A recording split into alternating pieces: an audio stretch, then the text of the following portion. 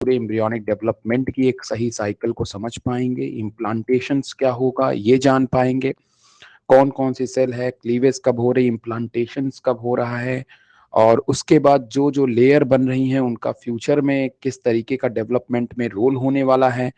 फिर जो germs layers बनती हैं उनके क्या रोल हैं ये जानेंगे। जो आपके यॉर्क सैक होता है वो क्या होता है।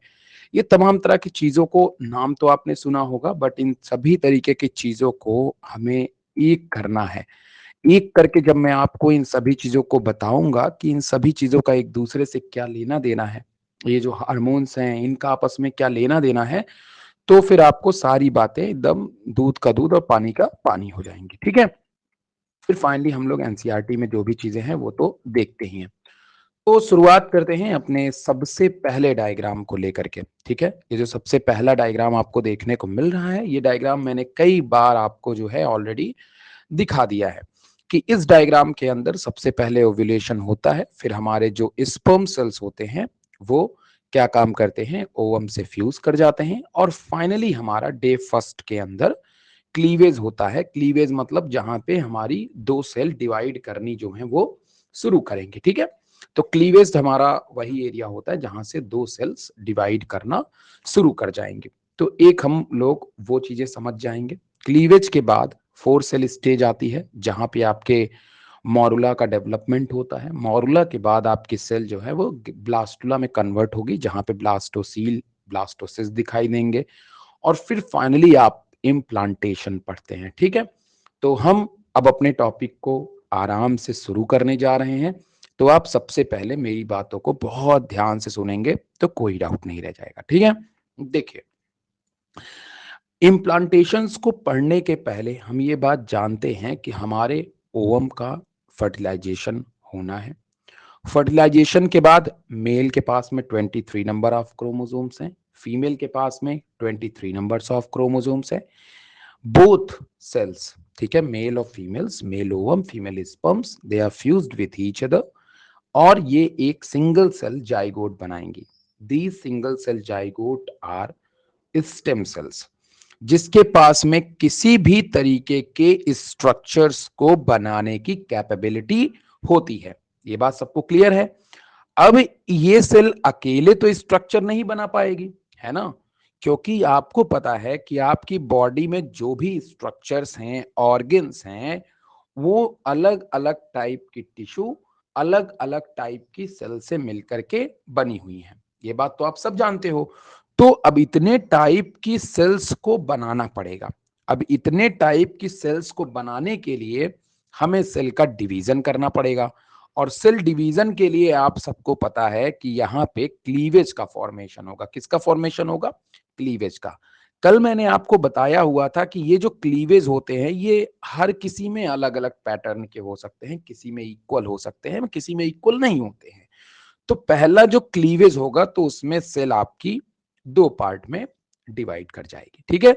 टू सेल स्टेज आ जाएगी। अब यही टू सेल स्टेज जो होगी वो कॉन्टिन्यूअस डिवाइड करती चली जाएगी, मतलब ये कॉन्टिन्यूअस डिवीजन करती रहती हैं, और कॉन्टिन्यूअस डिवीजन के उपरांत ये दो सेल्स आपकी बना लेंगे। They are the two stages cell, और जब ये 4 सेल टू 8 सेल में होती हैं देन हम इनको मॉरुला बोलते हैं।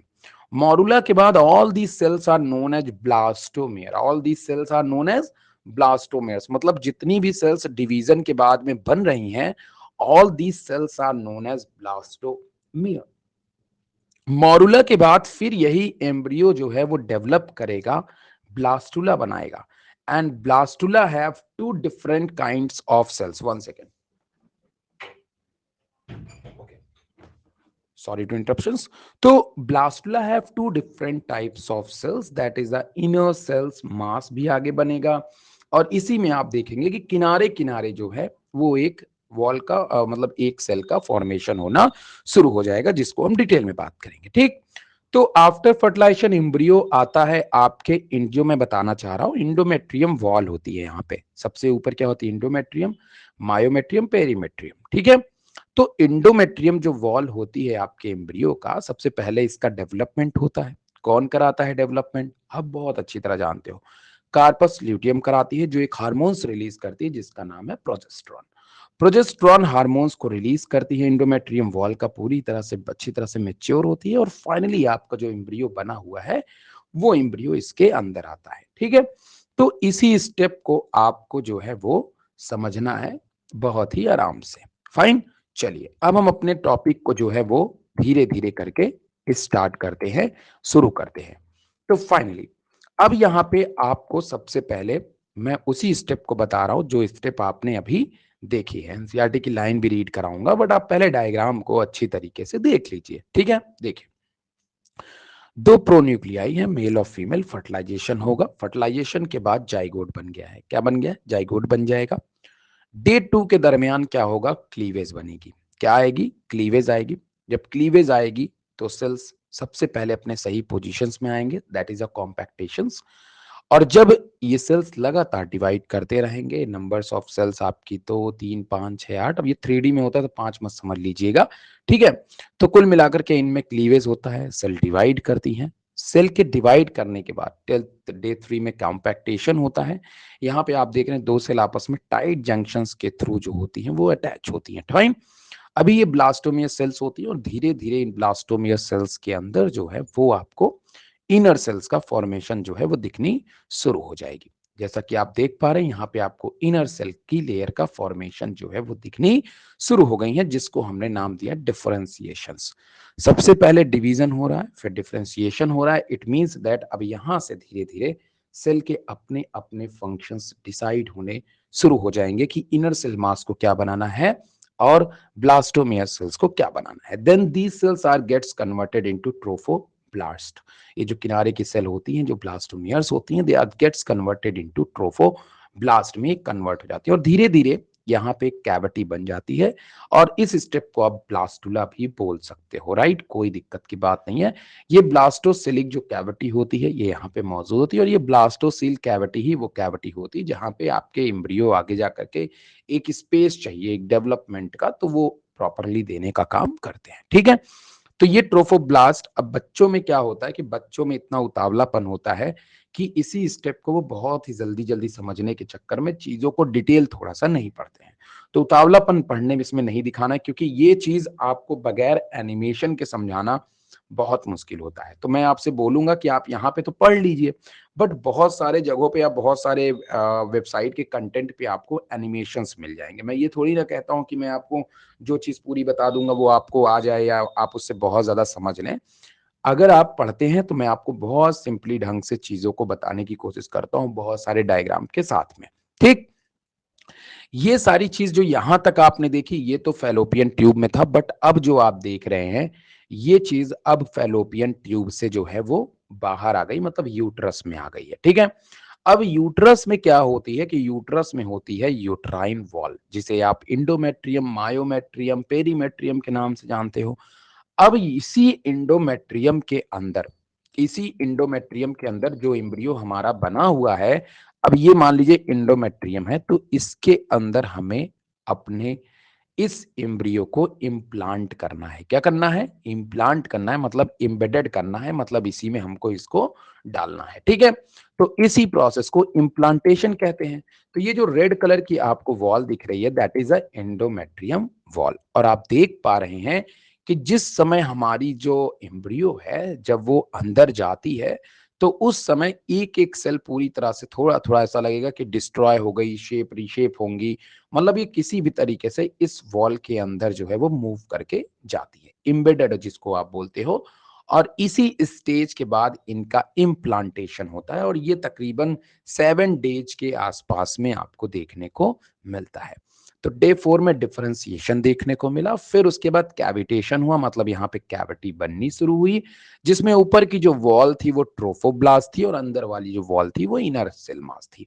मैं आपको ये सभी नाम क्यों ले रहा हूँ, क्योंकि अभी आपको मैं एनसीईआरटी की लाइनें रीड कराऊंगा तो ये सब नाम आपके सामने आएंगे। ठीक है, अब ये जो इनर सेल मास होता है, यही इनर सेल मास जो है जब ये अंदर की तरफ चला जाएगा, एम्ब्रियो आपका अंदर मतलब इंडोमेट्रियम वॉल में इम्प्लांट हो जाएगा। तो look at this cell mass differentiations, यहाँ पे आपको इंडोमेट्रियम वॉल है, अब ये अंदर की तरफ चला गया है। ठीक है, मतलब ये इनसाइड द इंडोमेट्रियम वॉल में ये पूरा हमारा पड़ा हुआ है। कौन पड़ा हुआ है? हमारा जो एम्ब्रियो है अब वो एंडोमेट्रियम वॉल के अंदर है। मतलब अभी तक मान लीजिए अगर आपका ये यूट्रस है ना, अगर ये यूट्रस है तो यहां से एम्ब्रियो अंदर, मतलब पहले एम्ब्रियो यहां था, अब एम्ब्रियो यहां है, तो मतलब अब ये इसको क्रॉस करके इस मेम्ब्रेन को दूसरी तरफ चला गया है। ठीक, जब ये दूसरी तरफ हमारा जो एम्ब्रियो है जब वो पहुंचा है तो यहाँ पे अब जो सेल था, इनर सेल हो गया ना, और ये तमाम तरह की जो सेल थी, तो जो इनर सेल थी और ट्रोफोब्लास्ट थे और जो इनर सेल मास थी, अब ये डिवाइड करना शुरू करेंगे। अब यहाँ पे जो आपका इनर सेल मास था अब उसमें डिवीजन होगा, और वो डिवीजन के उपरांत जो है 3 डिफरेंट काइंड्स ऑफ सेल्स बन के तैयार हो जाएंगी।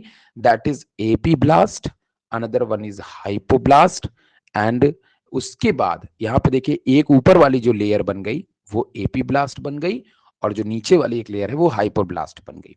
And this is due to a inner cell mass. बाकी अगर मैं बात करता हूं ट्रोफोब्लास्ट की, तो वो ऊपर की जो कवरिंग है वो वैसे ही पड़ी होगी। अब जो स्टेज आपको बगल में दिखाई दे रही है ये इंडोमेट्रियम वॉल के अंदर की ही है, तो इसमें अगर वॉल नहीं बना है तो आप बिल्कुल कंफ्यूज मत होइएगा, उसके अंदर की ही लेयर है। जब एम्ब्रियो आपका ट्रांसप्लांट हो, सॉरी इम्प्लांट हो चुका है, किसके अंदर? जब एम्ब्रियो आपका इम्प्लांट हो चुका है इंडोमेट्रियम वॉल के अंदर। फाइनली बात आपको समझ में आ रही है क्लियरली? आपको इंडोमेट्रियम वॉल के अंदर एम्ब्रियो को इम्प्लांट करना ही क्या कहलाता है? वो कहलाता है इम्प्लांटेशन।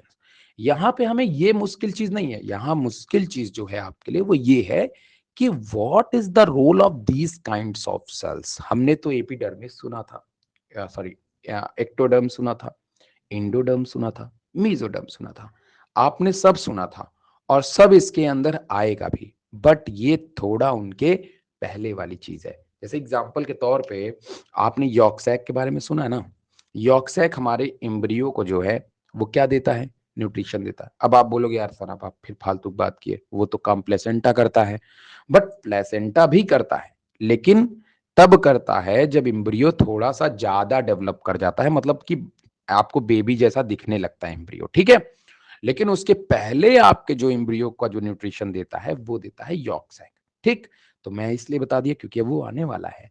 तो यहाँ पे देखिए, अब यहाँ पे आपको दो तरह की सेल दिखाई दे रही है, एक एपीब्लास्ट दिख रही है, दूसरी हाइपोब्लास्ट दिख रही है।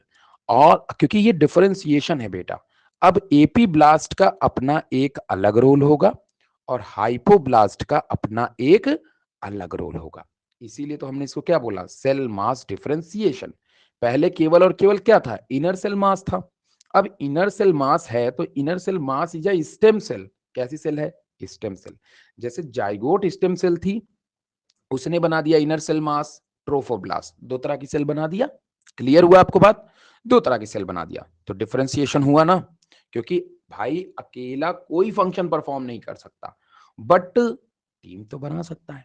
जाइगोट एक सिंगल सेल थी, वो नई टाइप की सेल बना सकती है बट ऑर्गेन तो वो नई टाइप की सेल ही बनाएगी ना, वो नई सेल बना सकती है, ऑर्गेन नहीं बनाएगी। वो ऐसी सेल बना देगी जिससे कि वो ऑर्गेन बन जाएगा।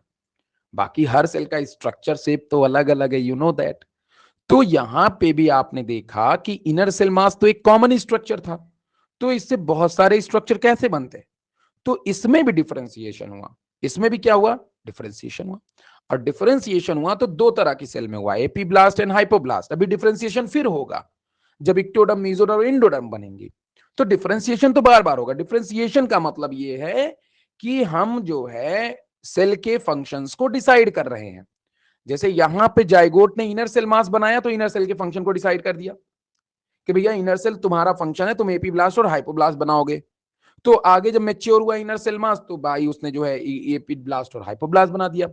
अब जब एपीब्लास्ट जब मैच्योर होगा तो देखिए नीचे लिखा हुआ है कि अब जो एपीब्लास्ट है सबसे पहले उसने दो डिस्क बना ली, बाइलैमिनर डिस्क, एक बन गया आपका एपीब्लास्ट वाला और दूसरा बन गया हाइपोब्लास्ट का।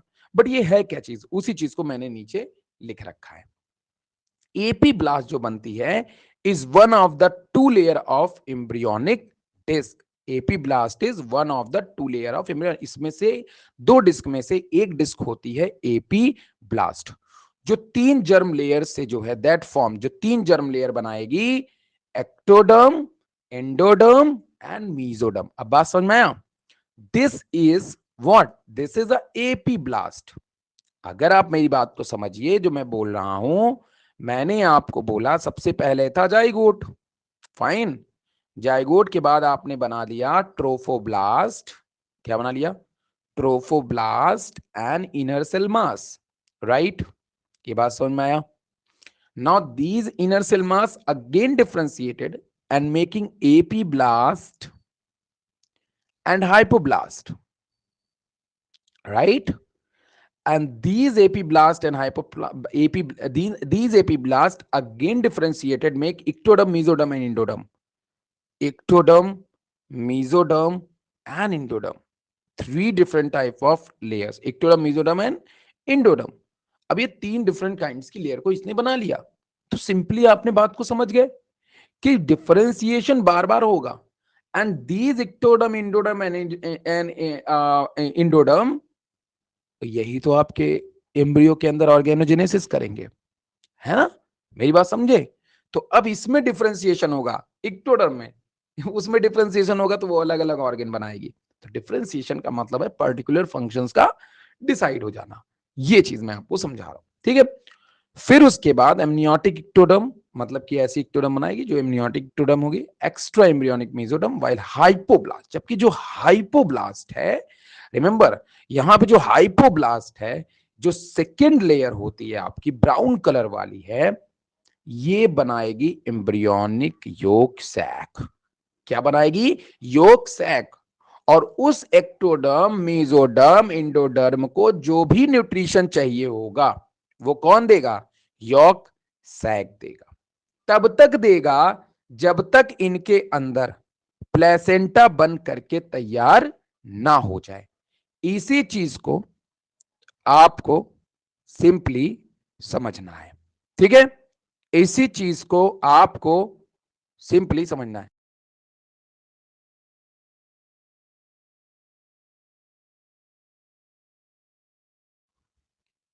इसी चीज को आपको बहुत सिंपली जो है वो अच्छी तरीके से समझ लेना है कि ये हाइपोब्लास्ट ये क्या है और आपकी एपीब्लास्ट क्या है। बात समझ में आया? एपीब्लास्ट इक्टोडर्म, मेसोडर्म, इंडोडर्म बनाएगी जो आगे जाकर के अलग अलग टाइप के ऑर्गन बनाएंगे, और हाइपोब्लास्ट क्या बनाएगी? ये केवल न्यूट्रिशन देने का काम करेगी। Is that clear? इतनी बात समझ में आ गई आप सभी को? No problem. अब हम आगे बढ़ते हैं। Now the next one is that जब हमारा इक्टोडर्म, इंडोडर्म और मीजोडर्म बन जाएगा, क्या बन जाएगा? इक्टोडर्म, इंडोडर्म और मीजोडर्म बन जाएगा। किससे बनेगा? एपीब्लास्ट से बनेगा। तो एक्टोडर्म का फंक्शन क्या होगा? ये देखिए यहां पे लिखा हुआ है, एक्टोडर्म का फंक्शन क्या होगा? यहां पे आप बड़े आराम से देख सकते हैं। ये देखिए, ये किससे बना है? एपीब्लास्ट से बना है, ठीक है? देखो एम्ब्रियो तो यही बना रहा है, और दूसरी तरफ यॉर्क सैक है। ये यॉर्क सैक किसने बनाया? ये बनाया है हाइपोब्लास्ट ने। हाइपोब्लास्ट किससे आया था? इनर सेल मास से, सर। और ये किसने बनाया? एक्टोडर्म, इंडोडर्म और मीजोडर्म, सर ये तो बनाया था एपीब्लास्ट ने। ये एपीब्लास्ट कहां से आया? सर ये भी इनर सेल मास से आया था। तो inner cell mass have two types of, inner cell produce two types of different kinds of cells. एक सिंगल सेल दो तरह डिफरेंट तरह की सेल प्रोड्यूस करे जिसके दो डिफरेंट तरह के फंक्शंस है। यही तो स्टेम सेल की निशानी है, यही तो स्टेम सेल की निशानी है। तो एक्टोडर्म क्या क्या बना सकती है एक फीटस की बॉडी में? Adrenal medulla, peripheral nervous system, उसकी स्किन एंड अपेंडेजेस, राइट? अच्छा, मेसोडर्म का क्या फंक्शन है? Kidney, ureters, reproductive system, bone cartilage, muscle, vasculature, lymphatic system, spleen and adrenal cortex. Mesoderm are so important। और जैसा कि मैंने आपको एनिमल किंगडम के टाइम पे भी बताया था कि ब्लड वगैरह के लिए अगर जो सबसे इंपॉर्टेंट लेयर है, दे आर द ट्रिप्लोब्लास्टिक है। I am also triploblastic, right? तो हम लोग ट्रिप्लोब्लास्टिक है, और हम लोग अगर ट्रिप्लोब्लास्टिक है तो डेफिनेटली तौर पे हमारे अंदर तीनों लेयर का फॉर्मेशन है, जिसमें मीजोडर्म इज एडवांस लेयर, क्योंकि ये सभी एनिमल्स में नहीं है। लोअर जो बहुत लोअर एनिमल है उनके अंदर मीजोडर्म देखने को नहीं मिलती है। तो लुक एट दिस, मीजोडर्म क्या फंक्शंस को कितनी अच्छी तरह से देख पा रहे हैं, राइट? मीजोडर्म के फंक्शन क्या थे किडनी को बनाना, यूरेटर को बनाना, रिप्रोडक्टिव सिस्टम को बनाना, बोन्स को बनाना, कार्टिलेज बनाना, मसल्स को बनाना, लिवर, सोचो कितने भाई साहब। तो मेरे हिसाब से तो सबसे इंपॉर्टेंट लेयर मेसोडर्म थी, तो इसीलिए तो हम पढ़ते हैं।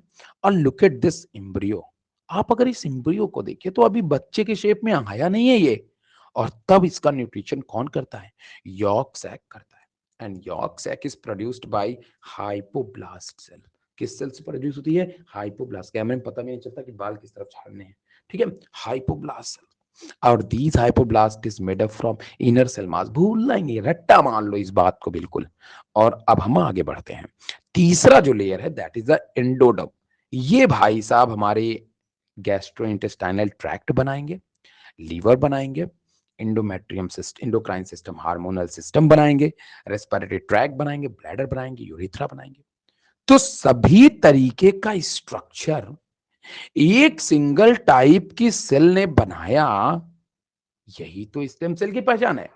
तो जनरली हम जो स्टेम सेल को जानते हैं वो इनर सेल मास को कहते हैं, जबकि शुरुआत तो जाइगोट से हो गई थी, राइट?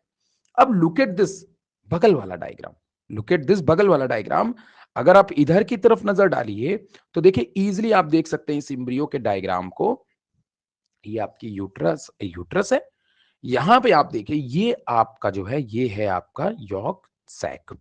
ये तब तक डेवलपमेंट करेगा बच्चे का जब तक ये प्लेसेंटा यहाँ पे डेवलप ना कर जाए। एक बार प्लेसेंटा डेवलप हो गई, यॉर्क सैक का काम खत्म, ठीक है।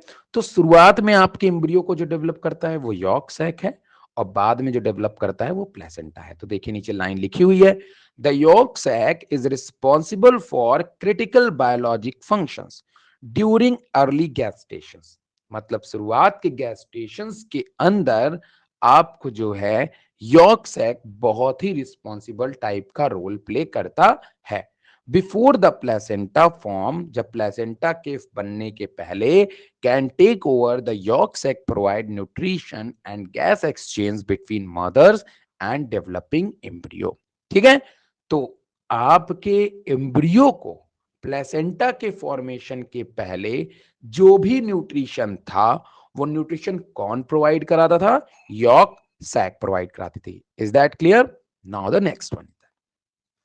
अब यहां पे आप मेरी बात को बहुत ही ध्यान से सुनेंगे और समझेंगे। ये एनसीईआरटी की लाइन है, ठीक।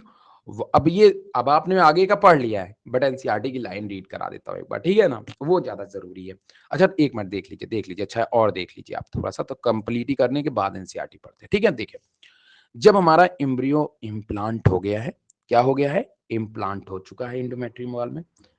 21वें दिन अगर आप अपने एम्ब्रियो को देखेंगे, इसके पहले भी एक डायग्राम होगा ना, हाँ ये वाला देखिए, 7.5वें दिन, 7.5वें दिन मतलब 7वें दिन 8वें दिन के आसपास में, इस समय आपका जो एम्ब्रियो है, जो एम्ब्रियो है, वो एम्ब्रियो जो है ना, वो एंडोमेट्रियम वॉल के जस्ट अंदर देखिए आ ही रहा है। आ रहा है ना? आ रहा है कि नहीं आ रहा है? ऊपर की तरफ आपकी जो थी एपीब्लास्ट, और नीचे की तरफ यॉर्क सैक, राइट। ऊपर की तरफ एपीब्लास्ट हाइपोब्लास्ट है ना, और नीचे वाली जो थी वो आपके एपीब्लास्ट थी ऊपर वाली, और नीचे वाली हाइपोब्लास्ट। बाद में ये यॉर्क सैक बना लेगा, और ये जो ऊपर आपको दिखाई दे रहा है लेयर, ये आपके एक्टोडर्म, इंडोडर्म और मीजोडर्म बनाएंगे। सिंपली आप समझ रहे हैं, देखिए यहाँ पे लिखा हुआ है एक्टोडर्म, इंडोडर्म, एंड उसके बाद यहाँ पे आपको मीजोडर्म इसी में देखने को मिलेगा। लेयर बाद में फॉर्मेशन होता है मीजोडर्म का, ठीक है। ये लेट में फॉर्म, मीजोडर्म का फॉर्मेशन लेट में होता है, राइट। तो वो बाद में आपको दिखेगा।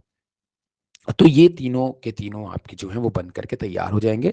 बाकी ये मीसोब्लास्ट से मत कंफ्यूज होइएगा, दैट इज अ ट्रोफोप्लास्ट, मीजोप्लास्ट वो उसकी लेयर है, ठीक है ना।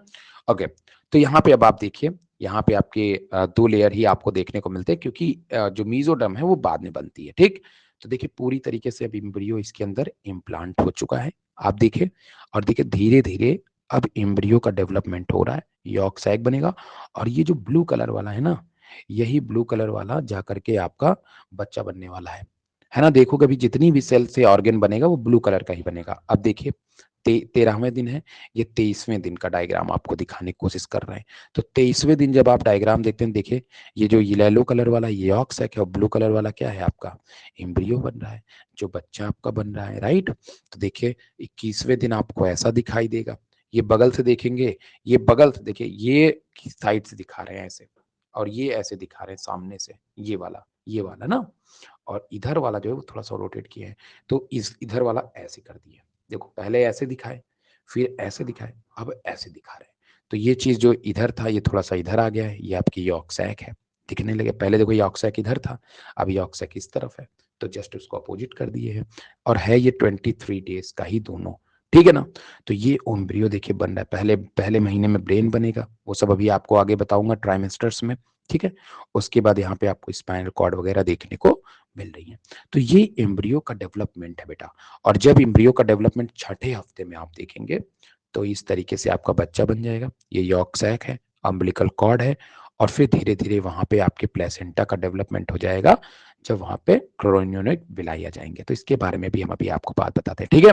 बट अब यहाँ पे देखिए ये सब चीजें तो अब आपको इजिली हद तक समझ में आ गई होंगी कि मैं आपसे क्या कहना चाह रहा हूं, ठीक। फाइनली अब देखिए, अब हम आ जाते हैं थोड़ा एनसीईआरटी की लाइन में। अपनी बुक ओपन कर लीजिए, एनसीईआरटी की लाइन को थोड़ा देख लीजिए, ठीक है।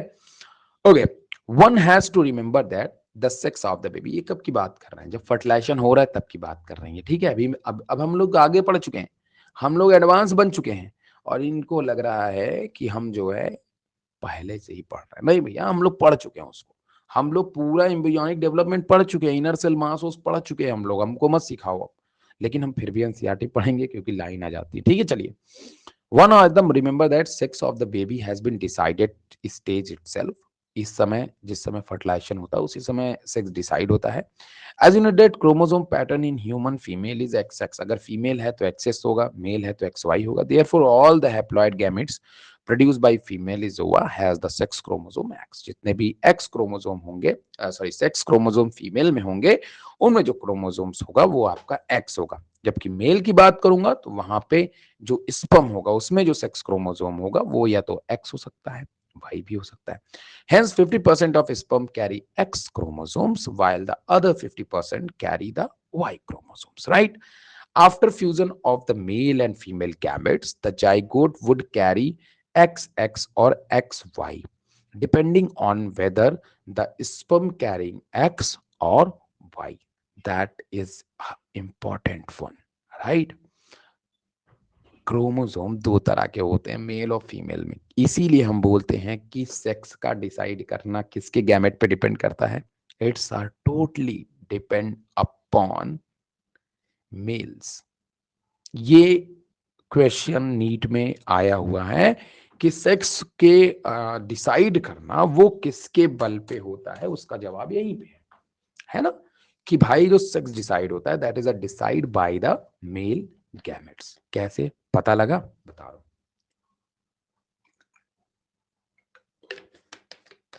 सॉरी। ओके फाइन, तो कैसे पता लगा हमें कि कौन डिसाइड कर रहा है, वो ऐसे पता लगा आपको क्योंकि जो आप x देख रहे हैं और y देख रहे हैं, this is a two different types of sperm cells. मतलब एक स्पर्म मान लीजिए x को कैरी किया है और एक स्पर्म मान लीजिए y को कैरी किया है।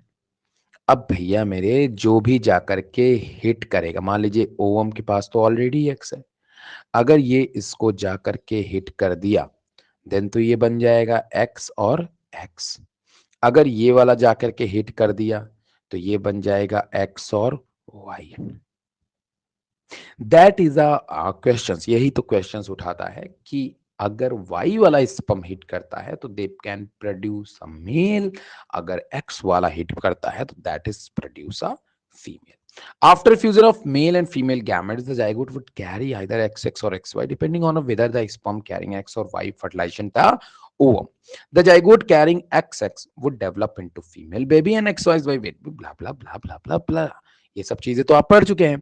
अब यहाँ पे आइए और काम की बातें देखते हैं हम लोग। अब हम लोग थोड़ा सा काम की बातों की तरफ नजर डाल लेते हैं। तो यहाँ पे भी सेम मैंने एनसीईआरटी की लाइन को ही पिकअप किया हुआ है, तो आराम से ही आप देखिए, कोई दिक्कत नहीं है भाई, धक्का मुक्की नहीं करना है।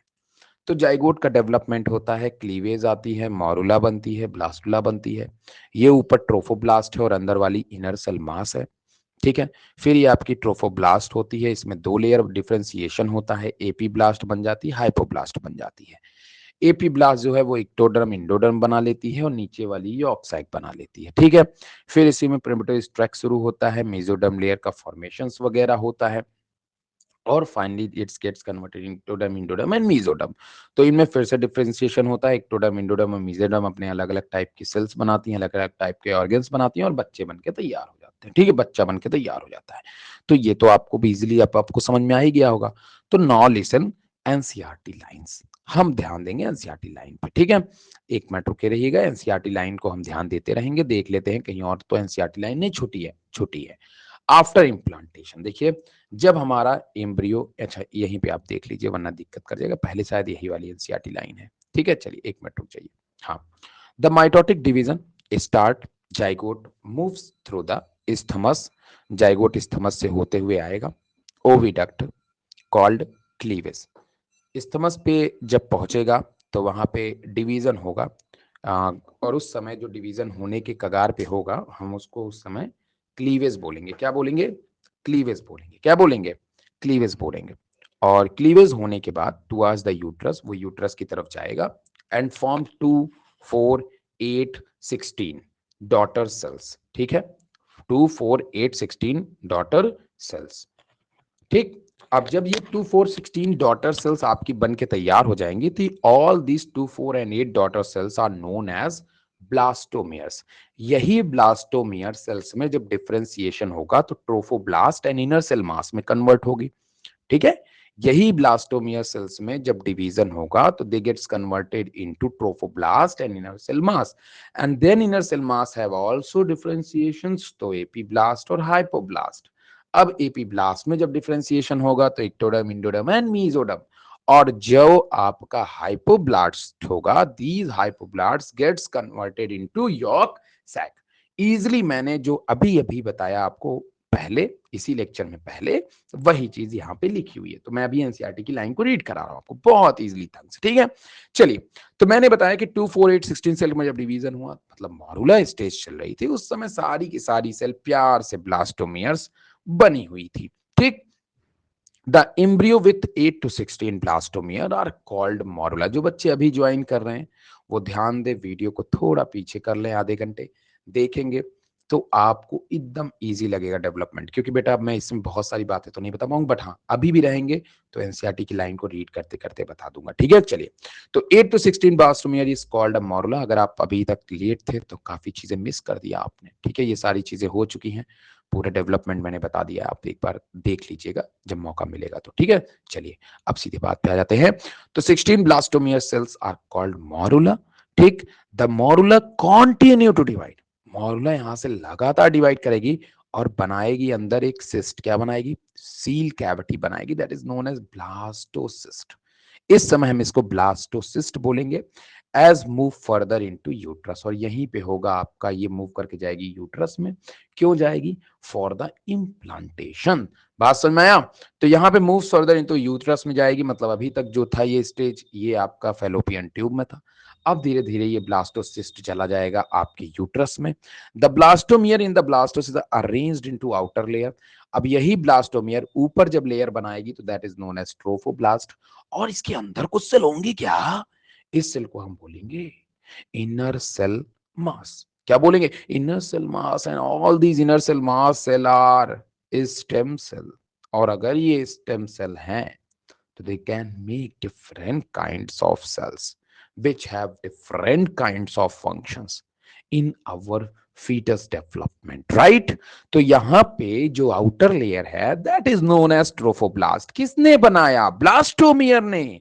और दूसरी जो अंदर की जो पूरी सेल्स है that is inner cell mass, that is a inner group of cell attached to the trophoblast is called inner cell mass। मैं बस एनसीईआरटी लाइन रीड कर रहा हूं, कुछ नहीं बता रहा हूं भाई साहब, देख लो फिर भी।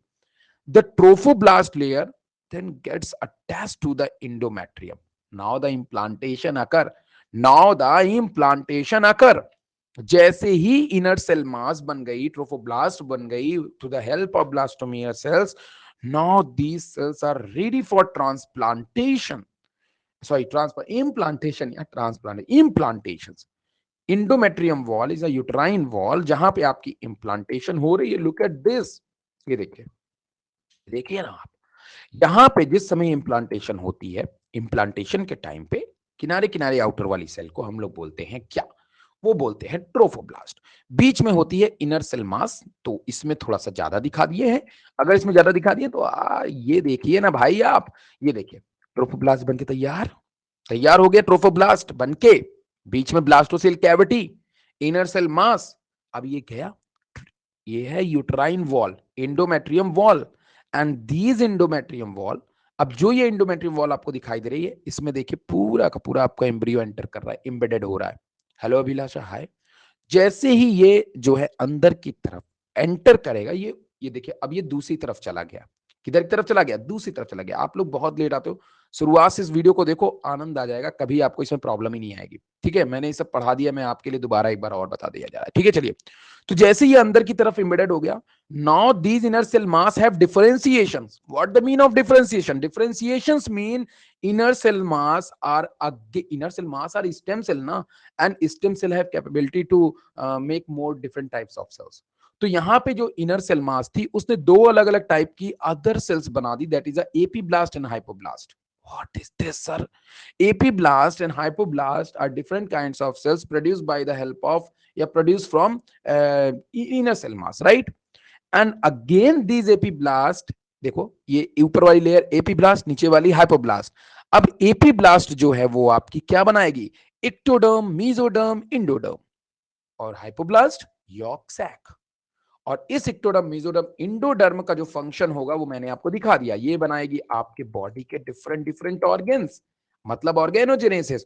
और यॉर्क सैक देगी इनको न्यूट्रिशन। कब तक देगी, तब तक देगी जब तक प्लेसेंटा का डेवलपमेंट ना हो जाए। तो यॉर्क सैक एम्ब्रियो को न्यूट्रिशन तब तक देती है जब तक प्लेसेंटा का डेवलपमेंट ना हो जाए। तो सिंपली तो वही बात एनसीईआरटी में लिख रखी है भाई, मैंने आपको डायग्राम से बता दिया, यहाँ पे लिख रखी है इन्होंने बात। चलिए, तो ट्रूफ समझ में आया, समझ में आया, क्लियर हुआ ये। चलिए, इनर, और जब नहीं समझ में आया तो आप थोड़ा सा पीछे करके वीडियो को आप देखेंगे तो आपको सारी बातें लर्न हो जाएंगी। अब बार बार बहुत कुछ तो नहीं बताऊंगा वरना टाइम कम पड़ जाएगा, right. Okay, inner cell mass attached to the trophoblast called inner cell mass. The trophoblast layer gets attached to the endometrium and inner cell mass gets differentiated as embryo.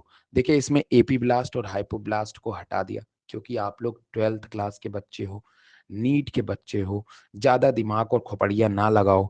But मैंने सारी खोपड़ियां लगवा दी। क्यों लगवा दी, मैंने simply आपके सामने ये बताया कि देखिए मेरे भाई, जब जाइगोट डिवाइड किया तो ट्रोफोब्लास्ट और इनर सेल मास बना। जब जाइगोट डिवाइड किया तो ट्रोफोब्लास्ट और इनर सेल मास बना। जब जाइगोट डिवाइड किया तो ट्रोफोब्लास्ट और इनर सेल मास बना। फिर ये जो इनर सेल मास था, फिर ये डिवाइड किया, डिफरेंशिएट किया तो एपीब्लास्ट और हाइपोब्लास्ट बना। और जब यही एपीब्लास्ट और हाइपोब्लास्ट डिफरेंशिएट किया तो इक्टोडर्म, मीजोडर्म और इंडोडर्म बना। इक्टोडर्म कुछ अलग ऑर्गन बनाएगा, मीजोडर्म ब्लड वगैरह जैसे कुछ ऑर्गन बनाएंगे, इंडोडर्म गट्स वगैरह जैसे कुछ ऑर्गन बनाएंगे। तो आपका पूरा का पूरा तो एम्ब्रियो बन गया ना। और इस एम्ब्रियो को न्यूट्रिशन कौन देगा, इस एम्ब्रियो को न्यूट्रिशन देगा हमारा प्यारा हाइपोब्लास्ट, जो आगे जाके बना लेगा यॉर्क सैक। तो epiblast gets converted into embryo and hypoblast gets converted into yolk sac in the future embryo। और यॉर्क सैक देगा हमारे एम्ब्रियो को न्यूट्रिशन। अब इतनी बार मैंने ये बात रिवाइज कर दी है कि आप अगर सो रहे होंगे ना तो भी आपको ये जगह देगा। ठीक है, चलिए आगे बढ़ते हैं हम। After attachment the uterine cell divide rapidly. अब ये पीछे चल रहे हैं, पीछे चल रहे हैं हम लोगों से। After attachment the uterine cell divide rapidly, cover blastocyst, as a result blastocyst become embedded in the endometrium wall. चलिए भैया हो गया यार, this is called implantation and leads to pregnancy. और यही क्या कॉज करेगी, यही कॉज करेगी प्रेगनेंसी। अब इम्प्लांटेशन हो गया, क्या हो गया, इम्प्लांटेशन हो गया। अब इम्प्लांटेशन की बात की स्टेप देखिए, एनसीईआरटी में लाइन देखिएगा, अगर आपको नहीं मिल रहा होगा तो देख लीजिएगा। आफ्टर इम्प्लांटेशन, जैसे ही इम्प्लांटेशन हुआ, फिंगर लाइक प्रोजेक्ट, भैया मेरे इम्प्लांटेशन तो हो गया, चलो मान लिया, बट अब बच्चा तो बन रहा है, नई नई टाइप की सेल्स बनेंगे। और जो नई टाइप की सेल बनेंगी उनको चाहिए होगा न्यूट्रिशन। तो after implantation finger like projection appear on the trophoblast. Trophoblast मतलब आउटर लेयर पे, आउटर लेयर पे ही कुछ फिंगर लाइक स्ट्रक्चर्स बनेंगे। देखिए, look at the finger like structure. ये आपको कहीं फिंगर लाइक लग रहे हैं, बट ये भाई साहब बोलते हैं कि फिंगर लाइक है। हाँ बिल्कुल लग रहा है सर, आप तो बोलबे करोगे। देखिए यहाँ पे, देखिए ध्यान दीजिए, ये देखिए फिंगर लाइक अपीयरेंस बता, ये ट्रोफोब्लास्ट है। क्या है? हमारी ट्रोफोब्लास्ट ही तो है ना भाई मेरे। एम्ब्रियो की आउटर लेयर कौन थी? ट्रोफोब्लास्ट है तो थी। तो वहीं तो ये ट्रोफोब्लास्ट में ही तो ये सब बन रहा है, ये ट्रोफोब्लास्ट में ही तो बन रहा है। और उसी एरिया में ट्रोफोब्लास्ट के बगली में होती है आपकी प्लेसेंटा। क्या बनेगी? प्लेसेंटा। प्लेसेंटा क्या है? प्लेसेंटा कोई स्ट्रक्चर थोड़ी ना होता है। Placenta is a place, placenta is a place where, जहां पे आपके मदर और जो आपका डॉटर है, या फिर जो सन है, या फिर जो बच्चा है, वो अपनी न्यूट्रिशंस को एक्सचेंज करते हैं, राइट। तो after implantation finger like projection, जो क्रोनियोनिक बिलाई है वो यहाँ पे निकलते हैं। ये क्रोनियोनिक बिलाई जो होते हैं, इसमें बहुत सारे तरीके की आपको ब्लड वेसल दिख रही होगी, दिख रही ना, लाल नीली, है ना। These blood vessels carrying oxygenated blood, deoxygenated blood like carbon dioxide. तो बच्चे के अंदर माँ का खून नहीं आता है, बात समझ में आया। बच्चे के अंदर केवल माँ का जो है वो न्यूट्रिशन आता है, ऑक्सीजन आता है, और कार्बन डाइऑक्साइड या बच्चे का जो वेस्ट होता है वो माँ के अंदर जाता है। तो जाने के लिए और आने के लिए जो मेन रास्ता होता है, that is a umbilical cord बेटा। वो क्या होता है? अम्बिलिकल कॉर्ड होता है। और यही अम्बिलिकल कॉर्ड आगे जाकर के अटैच होता है आपके प्लेसेंटा से। और प्लेसेंटा वो हमारे यूटरस की वो प्लेस है जहां से माँ का ब्लड और बच्चे का ब्लड दोनों आपस में कहीं ना कहीं न्यूट्रिएंट्स वगैरह को एक्सचेंज करते हैं, ठीक। और जिसमें ये फिंगर लाइक ऑपरेटर्स जो पूरे तरीके से आपकी ब्लड वेसल से भरी होती है, इसी को हम लोग बोलते हैं कोरियोनिक विलाई, जो हमारे प्लेसेंटा में मौजूद होती है। तो the trophoblast called chorionic villi appear on the trophoblast are called chorionic villi which are surrounded by uterine tissue. और ये कहां पे? यूट्राइन टिश्यू, क्योंकि प्लेसेंटा भी तो वहीं पे है। एंड मैटरनल ब्लड, ठीक। The chorionic villi and uterine tissue become integrated. जो कोरियोनिक विलाई होती है और जो यूट्राइन टिश्यू होती है, वो दोनों एक दूसरे से जुड़ी होती है, और वही एरिया को हम लोग प्लेसेंटा कहते हैं, ठीक है। With each other and jointly from structure and function. और दोनों स्ट्रक्चरली भी जुड़ती हैं और फंक्शनली भी जुड़ती हैं। कैसे? स्ट्रक्चरली तो भाई आप देख ही रहे हो, जुड़ गई हैं जाकर के इंडोमेट्रियम वॉल से, या सॉरी यूट्राइन वॉल से, है ना। देखिए, ये यूट्रस की वेन है, यूट्राइन वेन्स और कैपिलरी है, और ये आपके बच्चे की ब्रेन और कैपिलरी है। तो क्रोनियोनिक विलाई बच्चे वाला है, और यूट्राइन की आर्टरी और वेन तो भाई मदर वाला है। बट दोनों आपस में अटैच हैं। ये इसमें से वेस्टेज को इनके वेन्स में भेजेगा, ये ऑक्सीजन को ग्रिस के रेड वाले में भेजेगा, ठीक है। मतलब कुल मिलाकर के यहाँ पे न्यूट्रिएंट वगैरह एक्सचेंज होंगे, और ये आपका यूट्रस है, ठीक। और इस पूरे एरिया को ही हम प्लेसेंटा बोलते हैं। क्या बोलते हैं? प्लेसेंटा बोलते हैं। Joint together between develop embryo and maternal body called placenta. इसी को हम क्या बोलते हैं? प्लेसेंटा बोलते हैं। बात समझ में आ गई? इतनी बात क्लियर हुई? ओके, आगे देखें।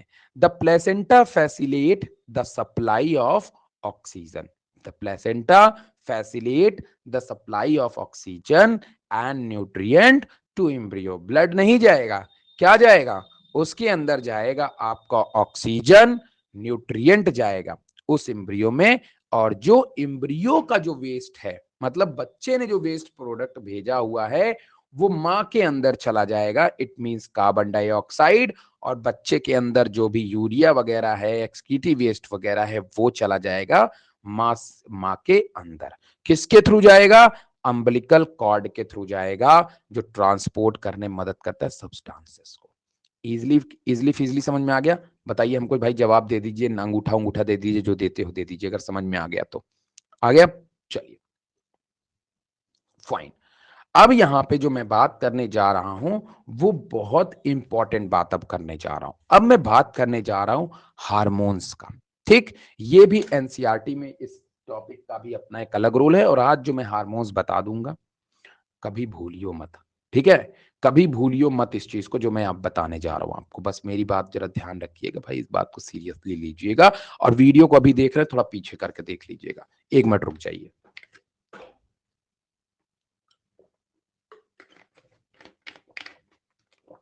चलिए, तो अब बात कर लेते हैं हार्मोन्स की, और आपके एनसीईआरटी लाइन को पढ़ते पढ़ते, ठीक। प्लेसेंटा जो है वो न्यूट्रिएंट को तो भाई ले जा रही ही है, साथ में प्लेसेंटा का एक काम और होता है, they produce a several hormones. ये बहुत तरीके के हार्मोन्स को रिलीज करती हैं, like human chorionic gonadotropin is a SVG, human placental lactogen, that is a HPL, estrogen, progesterone, etc. ठीक। In the later phase of pregnancy, जो प्रेगनेंसी के बाद वाली हैं वो कौन कौन सी हैं, ये केवल हार्मोन्स जो मैं अब बताने जा रहा हूं ये प्रेगनेंसी के बाद होंगे, उसके पहले इनका कोई लेना देना नहीं है।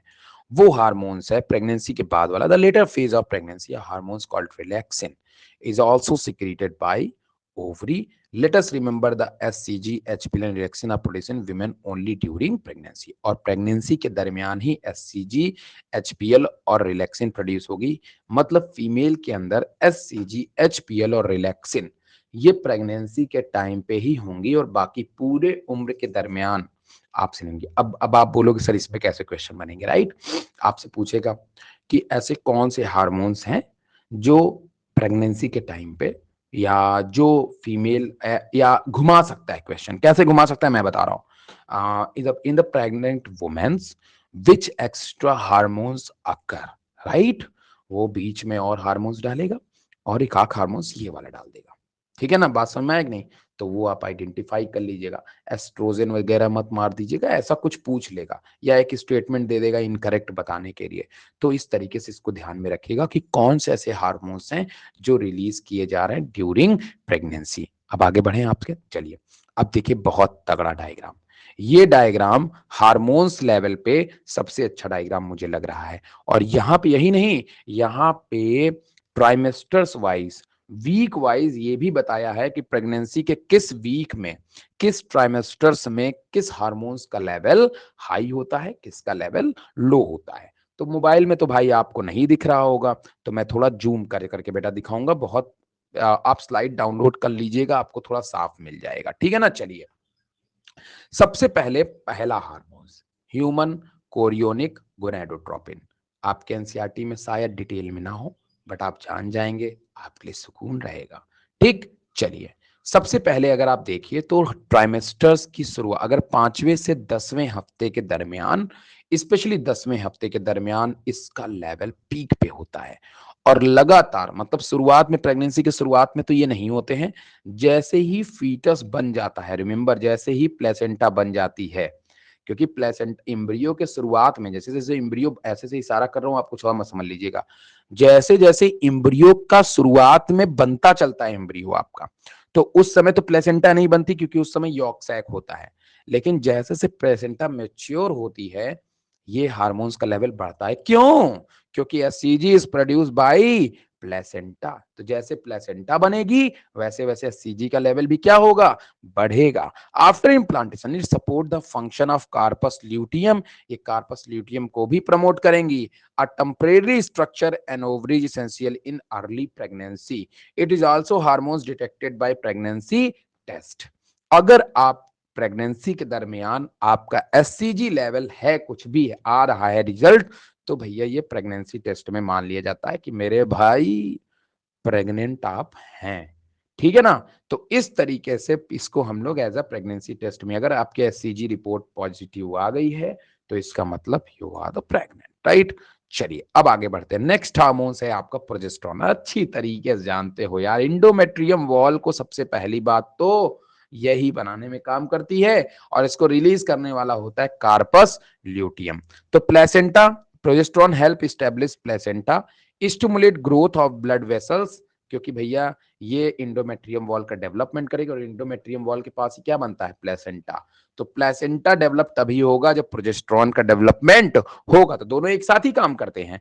अगर प्लेसेंटा बनेगी तो एससीजी बनेगी, और एससीजी बनेगी तो प्रोजेस्टेरॉन भी रहेगा। तो प्रोजेस्टेरॉन और एससीजी का लेवल तकरीबन तकरीबन आपको जो है सेम ही देखने को मिलता है। तो शुरुआत में देखिए प्रोजेस्टेरॉन भी कम होता है, लेकिन धीरे धीरे क्या हो जाता है, बढ़ जाता है भाई मेरे। ठीक है ना, देख लिया आपने। अब आगे बढ़ते हैं। एक चीज और, warm and inhibit contraction of uterus, ये यूट्रस को कॉन्ट्रैक्ट होने से भी रोकता है।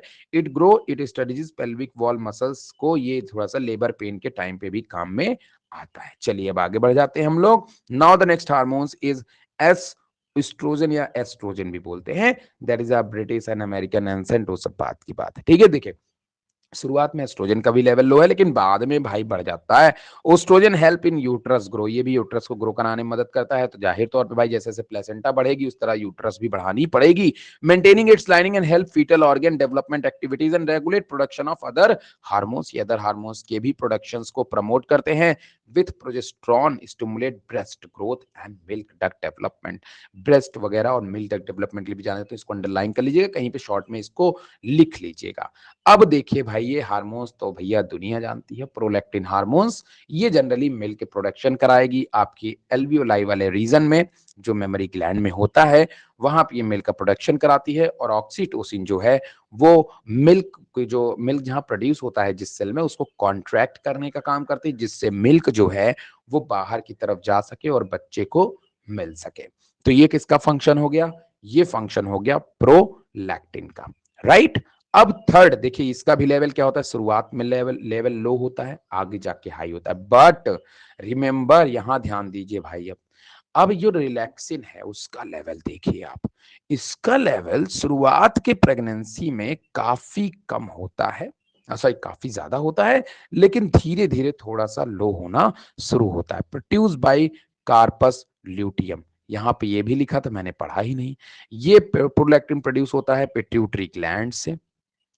रिलैक्सिन प्रोड्यूस होता है आपका प्रोड्यूस बाय प्लेसेंटा से, और साथ में प्रोड्यूस होता है आपका प्रोड्यूस बाय कार्पस ल्यूटियम। ठीक है, तो यहां पे देखिए रिलैक्सिन का जो लेवल है वो यहाँ पे मेंशन किया हुआ है, वीक ऑफ प्रेगनेंसी दी हुई है आपको। यहाँ पे अगर आप देखिए, रिलैक्सिन इनहिबिट यूट्रस कॉन्ट्रैक्शंस, जैसा कि आप जान रहे हैं एम्ब्रियो का डेवलपमेंट हो रहा है, तो यूट्रस के कॉन्ट्रैक्शंस को जो है वो कमी रखेगा। बट ड्यूरिंग लेबर के टाइम पे इनका रोल थोड़ा बढ़ता है। Relaxin inhibit uterus contraction to prevent premature birth. It relax blood vessel, increase blood flow, ये ब्लड फ्लो को इंक्रीज करते हैं to placenta and kidney. It relax the joint of pelvis and soften the lengthen of cervix during birth. जैसा कि मैंने आपको बताया कि ड्यूरिंग बर्थ रिलैक्सिन सर्विक्स को थोड़ा सा डायलेट करने का काम करते हैं, उसे रिलैक्स करने का काम करते हैं, उसको थोड़ा सा बढ़ाने का काम करते हैं, ताकि बच्चा इजिली जो है वो जा सके। तो रिलैक्सिन इंजेक्शन का इस्तेमाल ड्यूरिंग प्रेगनेंसी हम कर सकते हैं नॉर्मल डिलीवरी के लिए। ठीक है, बट इसके बहुत सारे अपोजिट रिजल्ट्स भी आ सकते हैं, तो डॉक्टर की सलाह से ही ये सब चीजें आप लोग करवाएं। ठीक है, चलिए नेक्स्ट इवेंट है आपका ऑक्सीटोसिन। भैया मेरे बहुत लोग सब इसके बारे में जानते हैं। Oxytocin is produced bye pituitary gland. ठीक है, इनका लेवल अगर आप देखिए तो पूरे टाइम सन्नाटा छाया हुआ है, कोई मतलब ही नहीं है ऑक्सीटोसिन से। तभी जब बच्चा जन्म लेता है, ड्यूरिंग बर्थ ऑक्सीटोसिन की जरूरत बहुत पड़ती है। Oxytocin level is rise up to start labour, जब डिलीवरी के टाइम पे जो पेन होता है उसके लिए ऑक्सीटोसिन जरूरी होता है, क्योंकि ये यूट्राइन मसल्स के कॉन्ट्रैक्शंस को प्रमोट करता है, और ये ट्रिगर करता है आपके बेबी के बर्थ को कहीं ना कहीं। बात समझ में आ रही ना, मुझे दिख नहीं रहा यार, मुझे दिख नहीं रहा इस समय, मैं कैसे पढ़ पाऊंगा। ठीक है, तो चलिए, contractions of trigger productions of prostaglandins को प्रोड्यूस करता है, जो इंक्रीज करता है यूट्रस के कॉन्ट्रैक्शंस को, ताकि ताकि आपकी जो प्रेगनेंसी है वो नॉर्मल हो पाए। बात समझ में आया ना। तो इट कैन, एक मिनट रुक जाओ मैं थोड़ा देख लूं। It can be use to induce it, अगर मान लीजिए नेचुरल प्रेगनेंसी नहीं हो रही है तो आप ऑक्सीटोसिन का इंजेक्शन लगा करके भी नॉर्मल प्रेगनेंसी को डन करवा सकते हैं। एक बार मैं सभी हार्मोन्स को देख लेता हूं। Oestrogen produced by the placenta and produced by the corpus luteum. शुरुआत में यहाँ पे आपको लिखा हुआ है कार्पस ल्यूटियम क्या, अच्छा ये प्रोड्यूस बाय द प्लेसेंटा करिएगा, ये दूसरी चीज है, इसको आप हेयर भी हटा दीजिएगा। चलिए ये हमेशा कार्पस में लिखा हुआ है, ठीक है। चलिए progesterone produce by the corpus luteum produce by the placenta, दोनों में सही मान लेना, ये सब चीजें तो लिखी हुई हैं। तो ये कुल मिलाकर के कहने का मतलब यही था कि यहाँ पे आपको बहुत सारे हार्मोन्स देखने को मिले, उसके आपको फंक्शन देखने को मिले। अब यहाँ पे देखिए कुछ बातें लिखी हुई हैं, मैं पढ़ रहा हूँ, एनसीईआरटी की लाइनें हैं, आप भी ध्यान दीजिए। आज का लेक्चर यही खत्म करेंगे, ठीक है। देखिए क्या लिखा हुआ है। Let us remember that HCG, HPL and relaxin are produced by women only during pregnancy, ये प्रेगनेंसी के टाइम पे ही होते हैं। And in addition during pregnancy the level of other hormones like estrogen, progesterone and cortisol, prolactin, thyroxine ये सब बढ़ता है, क्योंकि बच्चे के अंदर भी ग्लूकोज लेवल को मेंटेन करना होता है, ठीक है।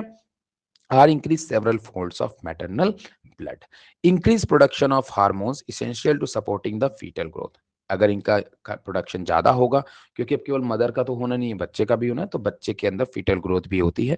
Metabolic change in the mother and maintenance of the pregnancy, इससे दोनों की प्रेगनेंसी में काफी मदद मिल जाती है। इमीडिएटली आफ्टर इम्प्लांटेशन, जैसे ही इम्प्लांटेशन होती है, इनर सेल मास डिफरेंशिएट होती है, आउटर लेयर इक्टोडर्म बन जाती है, इनर बन जाती है इंडो, और बीच वाली बन जाती है मीजो। That is made up from inner cell mass. Inner cell mass epiblast बनाएगी, और एपीब्लास्ट से ही आपकी ये तीनों लेयर जो है वो बन करके तैयार हो जाएंगी। This three layer give rise to all tissues in adults, यही तीनों लेयर जो है वो तीनों अलग अलग टिश्यूज, अलग अलग ऑर्गन बनाएंगी हमारी बॉडी के अंदर, मतलब ह्यूमन बॉडी के अंदर। It needs to be mention here that inner cell mass contain cell, certain cells called stem cells, ठीक है। इनर सेल मास आपकी स्टेम सेल होती है, और ये हर तरीके की सेल्स बनाने में मदद करती है, ठीक है। तो that is bird in human being after 1 month of pregnancy the embryo heart is formed, ये चीज है आपकी ट्राइमेस्टर्स। अगर आपको बोलते हैं तो 1 month के दरमियान जो प्रेगनेंसी होती है, उसमें जो आपकी एम्ब्रियो ह्यूमन बीइंग होता है, पहले महीने में वो आपके हार्ट फॉर्म होती है, दैट इज अ ट्राइमेस्टर्स। आपको मैं आगे भी पढ़ाऊंगा, नेक्स्ट में पढ़ाऊंगा, थोड़ा सा देख लेते हैं। The first sign of grow, भैया अगर आपका पहला महीना चल रहा है तो जनरली आप जो है स्टेथोस्कोप के थ्रू एम्ब्रियो को जो है वो सुन सकते हो, ठीक है। फीटस में भी notice by listening the heart sound of carefully through stethoscope. By the end of second month, जैसे ही and month secondary the foetus develop limbs, धीरे धीरे उनके अंदर लिम्स का डेवलपमेंट होना शुरू हो जाता है। By the end of 12th week, जैसे ही पहल 12th वीक मतलब जैसे 12 हफ्ते खत्म होते हैं, 12 वीक बोले तो कितने महीने हो गए भाई आपके, 4 मंथ्स, 4 मंथ्स मतलब फर्स्ट ट्राइमेस्टर कितने महीने का हो गया, 4 मंथ्स हो गया, ठीक है। तो उस समय जो है सब कुछ का डिजिट्स वगैरह का डेवलपमेंट हो जाएगा। By the end of 12th week first trimester most of the major organs are form, सभी ऑर्गन्स बन के तैयार हो जाएंगे। For example limbs and external genital organ are well developed, limbs अच्छे हो जाएंगे भाई, अब आपको पैर वैर मारना शुरू कर देगा, हो सकता है। The first movement of foetus appearance in the hairs and head are usually observe during the 5th month, 5वें महीने, अभी तक 4 महीने का था, 5वें महीने आते आते आपका हेड वगैरह जो है वो अपीयर होना शुरू हो जाता है। By the end of about 24 week, 24वें हफ्ते में जाकर के जैसे ही खत्म होता, 24वां होता, देयर द सेकंड ट्राइमेस्टर हो जाता है आपका 8 month. The baby is covered by the hair, eyelid separate, सब अलग अलग हो जाते हैं, मतलब आईज वगैरह जो पहले से जुड़े होते हैं वो बीच से सेपरेट हो जाएंगे, ठीक है। एन आईलैशेस फॉर्म, आईलैशेस आ जाएंगी, और 9वें महीने आते आते प्रेगनेंसी का कंप्लीट टाइम हो जाता है। The foetus fully developed to ready to delivery और पार्ट्रिशंस। तो टुडेज लेक्चर इज डन। आज के इस लेक्चर में हमने इम्प्लांटेशन, ट्राइमेस्टर सब कुछ पढ़ डाला है। आप इस वीडियो को पूरा अच्छे से देखिएगा और एनसीईआरटी आराम से पढ़िए, कोई दिक्कत नहीं। और वीडियो पसंद आया हो फॉलो कर लो, नए जुड़े हो तो। और दूसरी बात जो है लोगों शेयर भी कर देना अगर पसंद आ रहा है तो।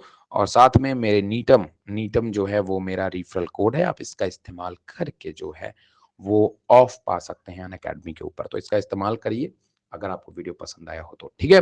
चलिए चलता हूँ, आज के लिए इतना ही। बाकी आप सब मेहनत करिए, स्टडी करिए, और रात के 10 बजे मिलेंगे नए क्वेश्चन सेशन के साथ में। आज जेनेटिक्स का क्वेश्चन सेशन है, और जेनेटिक्स का रहेगा, और कुछ अगर मॉलिक्यूलर का होता है तो वो भी रहेगा।